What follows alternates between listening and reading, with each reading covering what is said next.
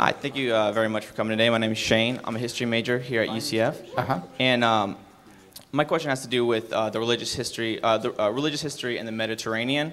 And it appears as though Jesus' bio, as it was going around the Mediterranean for 1,000 years before him, as well as, for example, Osiris' son, Horus, has pretty much the exact same bio. And I was wondering how you reconcile your faith and the historical accounts of the time. You know, I have to say, in all gentleness, that that's just based on misinformation. This is garbage that's spread on the internet that just isn't true.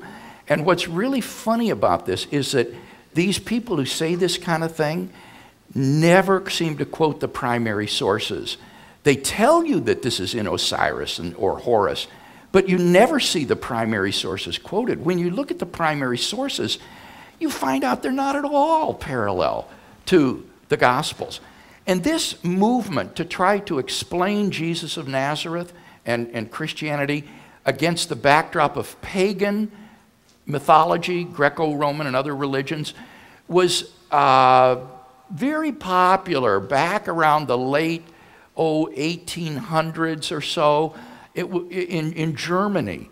And the movement soon collapsed for two reasons. One was that when you examined the primary sources closely, they weren't really parallel. The parallels were spurious. There's nothing comparable, for example, to the resurrection of Jesus in pagan religions. Secondly, in any case, there was no causal connection between these myths and Jesus of Nazareth or the earliest disciples. In fact, one of the things that has characterized contemporary scholarship about the historical Jesus is what has been called the Jewish reclamation of Jesus. What has happened is that New Testament scholars have come to understand that Jesus of Nazareth was a Jew, and all of the disciples were Jews, and that therefore it is against the backdrop of first century Palestinian Judaism that Jesus is to be properly understood, not against the background of pagan mythology and pagan religion. And so what scholars have come to appreciate is this earlier approach back in the late 1800s, which is completely wrong-headed because it didn't understand the Jewishness of Jesus. And when you read Jesus against a Jewish milieu, the credibility of the Gospels has been tremendously enhanced. And this is, as I say, a movement that is in part being spearheaded by Jewish scholars and historians. And I spoke with James Crossley at the University of Sheffield a couple of years ago about this Jewish reclamation of Jesus. And I said, why do you think it was that this approach to Jesus in German theology used this pagan mythology as the interpretive grid for Jesus? Why, when it's so obviously wrong? And he said it was because of German anti-Semitism.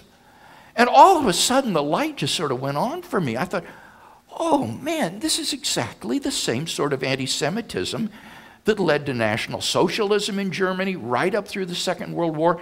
They wanted an Aryan Jesus. They didn't want a Jewish Jesus. And so New Testament theology was derouted into this interpreting Jesus in the framework of these pagan religions, which is a total distortion of who Jesus really was. So I would encourage you, you should just divest yourself of this point of view. It's utterly outmoded among scholars.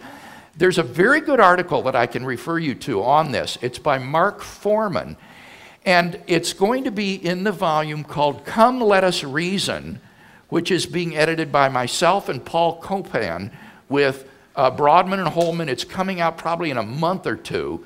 And Mark has a wonderful analysis of the Zeitgeist movie. Have you heard of that movie, Zeitgeist?